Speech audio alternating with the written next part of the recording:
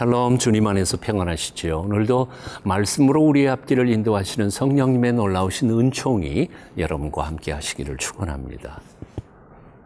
어떤 이가 이렇게 말했습니다. 세상에서 가장 확실한 사실은 우리가 죽는다는 것이고, 가장 불확실한 사실은 지금 우리가 살아있다는 이 사실이다. 그렇습니다. 인간 중에 죽지 않는 사람 아무도 없습니다. 우린 모두 다 죽을 겁니다. 그런데도 불구하고 너나 할 것 없이 우리는 마치 영원히 살 것처럼 죽음과 나와는 전혀 상관이 없는 사람처럼 그렇게 살아갈 때가 참 많습니다. 어리석지요. 그러다가 사랑하는 이의 죽음 앞에서 갑자기 우리는 깨닫게 됩니다. 아, 사람이 죽는 거구나. 그리고 나도 죽을 것이구나. 사랑하는 스승의 죽음 앞에서 당황하고 있는 제자들. 오늘 본문을 통하여 우리가 묵상하며 읽어봅니다. 오늘 본문 마가복음 16장 1절부터 8절까지입니다.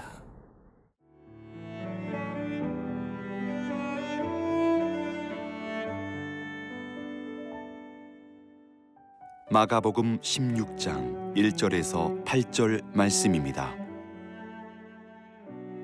안식일이 지나매 막달라 마리아와 야고보의 어머니 마리아와 또 살로메가 가서 예수께 바르기 위하여 향품을 사다 두었다가 안식 후 첫날 매우 일찍이 해 돋을 때에 그 무덤으로 가며 서로 말하되 누가 우리를 위하여 무덤 문에서 돌을 굴려 주리요 하더니 눈을 들어본즉 벌써 돌이 굴려져 있는데 그 돌이 심히 크더라.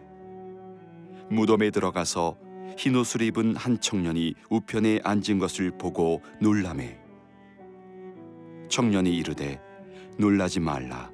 너희가 십자가에 못 박히신 나사렛 예수를 찾는구나. 그가 살아나셨고 여기 계시지 아니하니라. 보라, 그를 두었던 곳이니라. 가서 그의 제자들과 베드로에게 이르기를 예수께서 너희보다 먼저 갈릴리로 가시나니 전에 너희에게 말씀하신 대로 너희가 거기서 배우리라 하라 하는지라. 여자들이 몹시 놀라 떨며 나와 무덤에서 도망하고 무서워하여 아무에게 아무 말도 하지 못하더라. 존경하고 사랑하던 예수님께서 돌아가셨습니다. 그것도 살인 강도들과 함께 죄인의 모습으로 십자가에 못 박혀 조롱과 멸시를 받으며 세상을 떠나셨습니다. 그토록 그를 존경하던 제자들 얼마나 황당했을 것입니까? 그럼에도 불구하고 그들은 가장 근거리에서 예수님을 섬겼던 제자들 중에 여인들은 그의 죽으심을 정성껏 모시려고 노력했습니다. 안식일이 가까이 오자 촉박해서 그만 대충 장례를 치루었다가 사흘이 지난 후 아침 새벽 일찍이 엉성하게 지냈던 장례식을 이제 완벽하게 마무리하기 위하여 묘실로 달려갑니다. 오늘 본문 1절부터 4절까지 읽어봅니다. 안식일이 지나매 막달라 마리아와 야고보의 어머니 마리아와 또 살로메가 가서 예수께 바르기 위하여 향품을 사다 두었다가 안식 후 첫날 매우 일찍이 해 돋는 때에 그 무덤으로 가며 서로 말하되 누가 우리를 위하여 무덤 문에서 돌을 굴려주리오 하더니 눈을 들어본즉 벌써 돌이 굴려져 있는데 그 돌이 심히 크더라. 오늘 2절 말씀 보면 이런 말씀이 있습니다. 안식 후 첫날 매우 일찍이 해 돋을 때에, 매우 일찍이 해 돋을 때라고 적혀 있습니다. 여제자들이 얼마나 그 새벽 밝기를 기다렸는지를 가르쳐주고 있는 말씀입니다. 어쩌면 그 여제자들은 간밤에 밤을 꼬박 세웠을지도 모릅니다. 여하튼 남자 제자들은 꿈도 못 꿀 채 깊은 잠에 빠져있는 그 순간에 여자들끼리 예수의 무덤을 향하여 달려가면서 걱정합니다. 누가 우리를 위하여 무덤에 돌을 굴려줄 수 있을까? 유대의 대표적인 가족 묘실로 아리마대 요셉의 무덤의 장례를 치루었기 때문에 묘실로 들어가는 큰 돌을 옮겨야 할 장정이 필요했다는 것이지요. 그런데 막상 그 여인들이 도착했을 때 묘실에는 벌써 돌이 옮겨져 열려 있었던 것입니다. 그 돌은 상상했던 것보다 훨씬 더 무거운 돌이었던 것 같습니다. 그런데도 그 돌이 옮겨졌고 문이 열려 있는 것을 보고 어린둥절할 수밖에 없었을 것입니다. 저는 그 묘실 앞에 서서 당황해하는 여제자들의 모습을 발견하면서 묵상해 봅니다. 그들은 그렇게 최초로 기독교 역사상 최초의 예수님의 부활의 증인들이 된 것입니다. 무엇이 우리로 하여금 하나님의 기적의 현장에 이르게 하는가? 무엇이 하나님의 기적을 경험할 수 있도록 부추지는가? 아마도 그것은 이 어제자들을 통해서 배울 수 있는 사랑일 것입니다.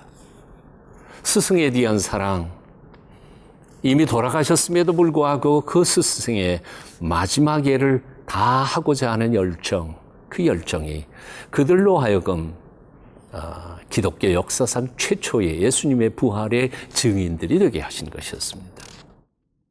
오늘 우리의 삶 가운데 하나님의 기적을 체험하기를 원하십니까? 예수 그리스도께서 인정하시는 참으로 하나님의 거룩한 일꾼이 되기를 원하십니까?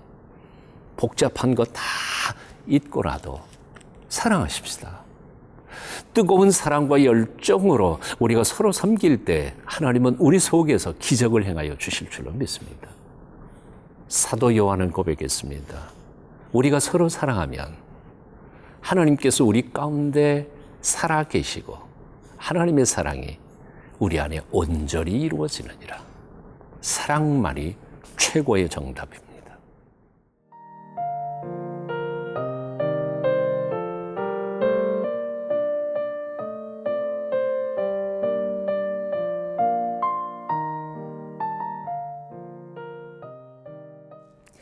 서둘러 장례를 지낸 예수님의 시신에 못다한 향품을 바르려고 꼭두 새벽에 달려간 여제자들은 놀라운 현장을 발견하게 됩니다. 5절부터 7절입니다.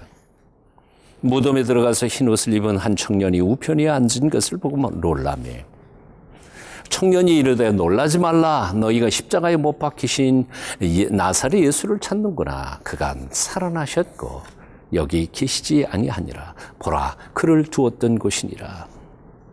가서 그의 제자들과 베드로에게 이르기를 예수께서 너희보다 먼저 갈릴리로 가시나니 전에 너희에게 말씀하신 대로 너희가 거기서 배우리라 하라 하는지라. 아멘. 죽은 스승의 시신을 기대하고 달려갔는데 시신은 사라져버렸고 천사같이 생긴 한 청년의 그가 부활하셨다는 소식을 듣게 되었을 때 그 여제자들은 얼마나 당황했을까요? 오늘 본문 8절에 보면 이렇게 말씀합니다. 여자들이 몹시 놀라 떨며 나와 무덤에서 도망하고 무서워하여 아무에게도 아무 말도 하지 못하더라. 분명히 천사는 제자들에게 가서 갈릴리로 먼저 갈 것을 전하라고 말씀하셨음에도 불구하고 제자들은 그 말씀을 전하지 못합니다. 여제자들은 혼비백산해서 도망가 버리고 그리고 말도 못했습니다. 왜 안 그랬을까요? 우리가 그 자리에 있었어도 우리도 그랬을 것 같은 생각이 듭니다. 어떻게 보면 그렇게 연약한 존재들입니다. 그리고 겁약한 하나님의 사람들이었음에도 불구하고 바로 그 여인들, 근거리에서 빛을 발하지 못하면서 예수님을 섬겼던 그 섬김의 봉사자들을 통하여 하나님은 기적을 행하신 것이었습니다. 군중들 앞에서 떵떵거리고 소리치며 큰 소리쳤던 의시됐던 남자 제자들과는 달리 여자 제자들은 겉으로 드러나지 못한 채 그늘에서 언제나 봉사하고 굳은 일만 열심히 했던 사람들이었습니다. 그런데 놀라운 것은 하나님께서는 그 여제자들을 통하여 부활의 첫 증인으로 삼으시고 하나님 기뻐하시는 소식을 전하게 하셨던 것이지요. 요즘 우리는 어떻게 주님의 일을 감당하고 있는지 우리 자신을 정직하게 돌아봤으면 좋겠습니다. 북치고 장구치고 앞장서서 소리 지르는 모습으로 일하고 있습니까? 아니면 안드레처럼 조용하게 배후에서 아무도 알아주지 않지만 주께서 명하신 일들을 차근차근히 수곡수곡 일하는 봉사자로 살아가고 있습니까?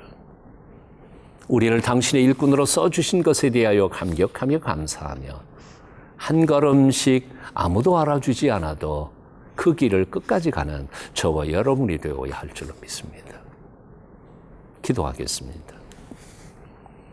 남들 보이지 않는 곳에서 조용히 섬기고 봉사하던 여제자들에게 최초로 부활하신 기적을 보여주신 주 예수님, 가나 혼인잔치에서 물로 포도주를 만든 비밀을 알았던 물떠온 하인들처럼 그렇게 그늘에서 봉사하고 섬기는 온전한 믿음의 종들이 되도록 우리를 도와주시옵소서. 예수님 이름으로 기도합니다. 아멘.